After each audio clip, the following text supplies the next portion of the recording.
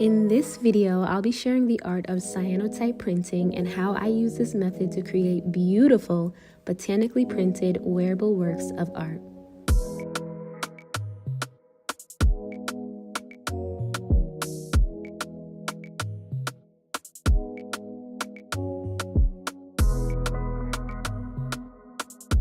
Hi, I'm Simone and welcome back to my channel. If you love nature like I do, I believe this video will inspire you to explore the ways that you can create your very own botanical prints.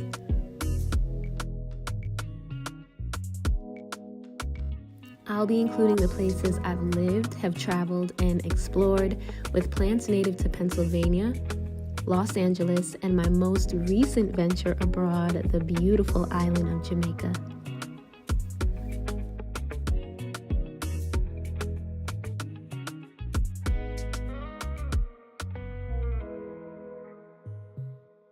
So I've designed this collection of garments using 4 different approaches. First, we'll go over printing with oak leaves. Then we'll combine printing and dyeing techniques by printing on top of previously dyed fabrics to achieve color beyond the traditional blue and white prints. Printing with leaves from tropical fruit trees such as ackee and mango trees in Jamaica. And then taking it a step further and printing with stencils to achieve these really intricately detailed designs. I love incorporating this process into my work because it allows me to merge my passion for nature and textiles and fashion, making it a displayable but also wearable work of art. Cyanotype printing involves 2 iron salt components mixed together to create one liquid solution. Part A, potassium ferrocyanide, and Part B, ferric ammonium citrate. Equal parts of both are mixed together to create one liquid coated onto paper. This solution is coated onto paper or fabric in a dark or a low-lit room. And from here you can either work on top of this surface wet or leave it to dry in a dark place for later use.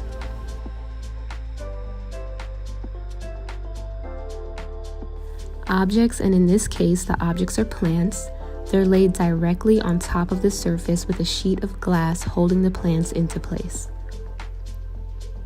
Having the plants held in place is extremely important as you want your image to appear as clearly as possible.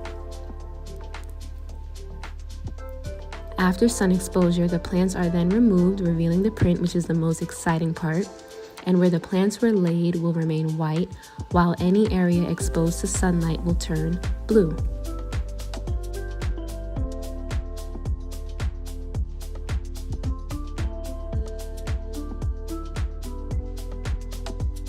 The print is then rinsed in cool water, revealing a beautiful cyan blue and white print. And later we'll get into how you can deepen the color of your prints by adding hydrogen peroxide to your water. Before designing my garments, I will often print on paper first to plan how I want my plants to appear on fabric. So with paper prints, I like the lighter shade of blue.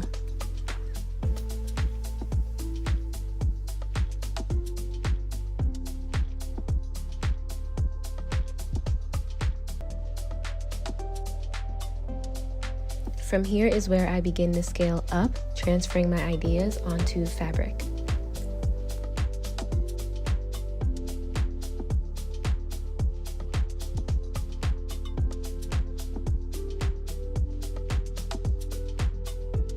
So now we're ready to get into how the garments of my latest collection are being made, beginning with the making of my oak leaf tops.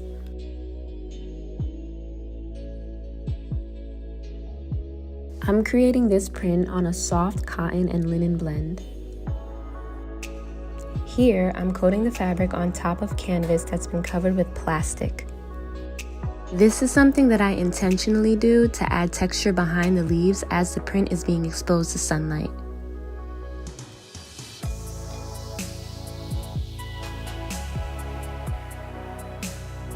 I really enjoy creating wearable pieces that make a statement, so oak leaves are my leaves of choice here. I've just always loved their shape and rounded edges that make them stand out amongst the shapes of other leaves.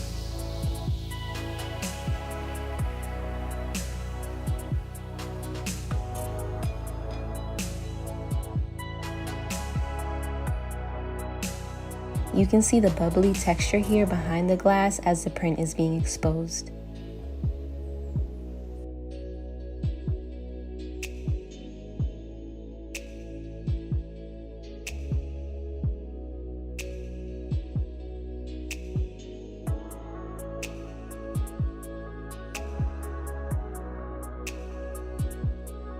Based on the garment I'm creating, I'll either print each panel of a garment with the same leaf, or I pair the oak leaves with other plants.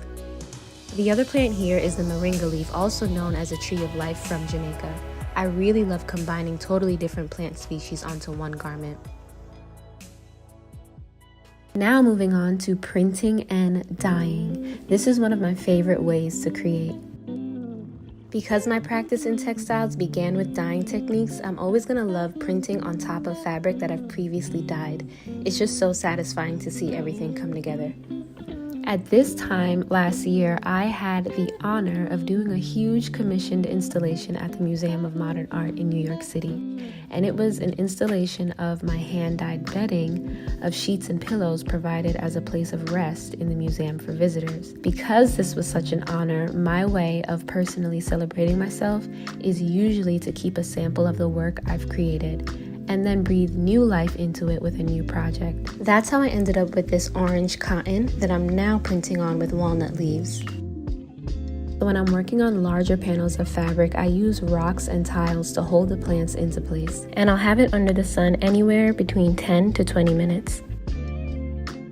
Exposure can be a longer time based on how much sunlight is available. If it's an overcast day, sometimes the stage can be up to 40 minutes. I'm usually nearby to take a peek at what's happening under the plants, and you know your print is ready when the fabric around the leaves have turned dark, sometimes a gray color before rinsing.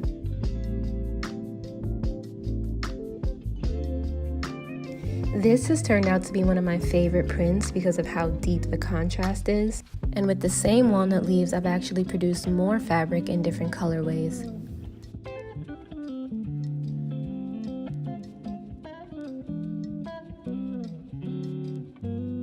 What I love most about this print is the size of the leaves, because I feel like the size gives me the ability to go back into some areas and add even more color and details.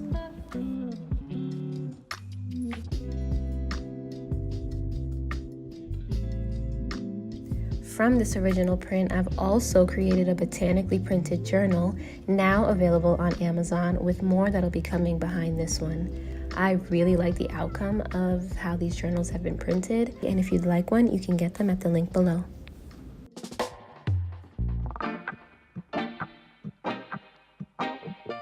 As a proud Jamaican by descent of both my mom and dad, Jamaica holds a very special place in my heart. During the second half of 2023, I spent a lot of time exploring, studying, and creating with plant life here. This has led me to bringing my business to Jamaica, launching my newest printing and dyeing courses this spring that I'll be hosting in Montego Bay and Ocho, Rios, which I'm very excited about. The leaves you see here are from an ackee and mango tree. Ackee is Jamaica's national fruit, so of course, by default, I am drawn to the shape of these leaves. And I've combined this with mango leaves because if you know me, you know I love mangoes very much. So with these, I've been making wrap skirts and tops to match them as a two-piece set. And I really love using my little Jamaican coins to hold the plants into place.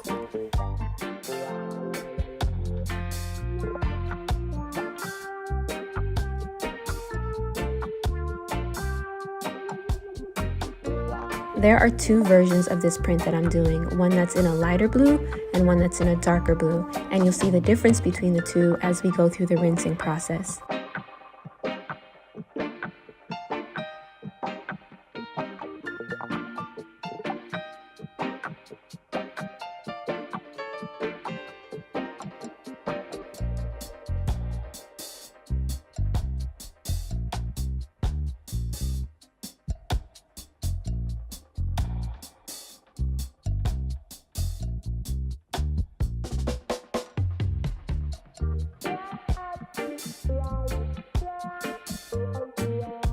I really love this seafoam blue color, and I feel like it shows up a lot in Jamaica, especially when looking at bodies of water. So to keep this color here, I give it a rinse with water, add some mild soap, and give it one last rinse with water again. For my darker prints, I do a 50-50 ratio of water and hydrogen peroxide into a spray bottle. I spray the entire fabric and let it oxidize. After it's completely darkened, I do a final rinse with water again.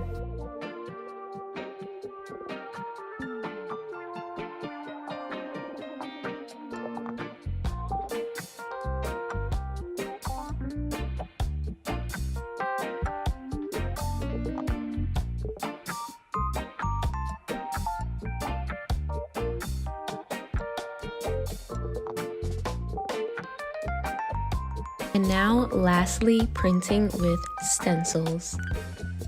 One of the best things about cyanotype printing is that you're not just limited to using plants. Essentially, any flat object or objects in general that can serve as a negative, blocking out light in certain areas, will give you results.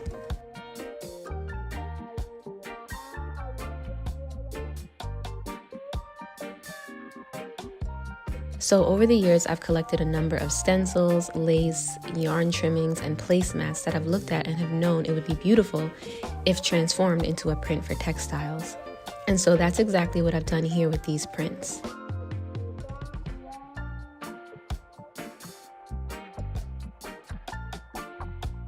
I use this method when I want to create garments that are sophisticated and much more of an elegant feel. These prints are done on a variety of silk blends like silk habitai, silk linens, and different weights of silk chiffon. And my rinsing process is the same as the garments mentioned before.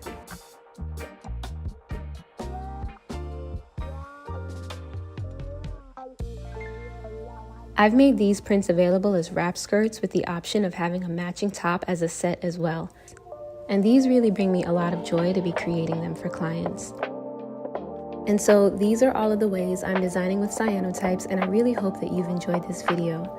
Drop some comments below to let me know that you're here and any questions that you may have, and let me know if you try any of these techniques. All information regarding online classes, workshops abroad, and custom-made garments are linked below. Thank you so much for watching. Don't forget to like the video on your way out and subscribe for what's coming next. I'll see you in the next video.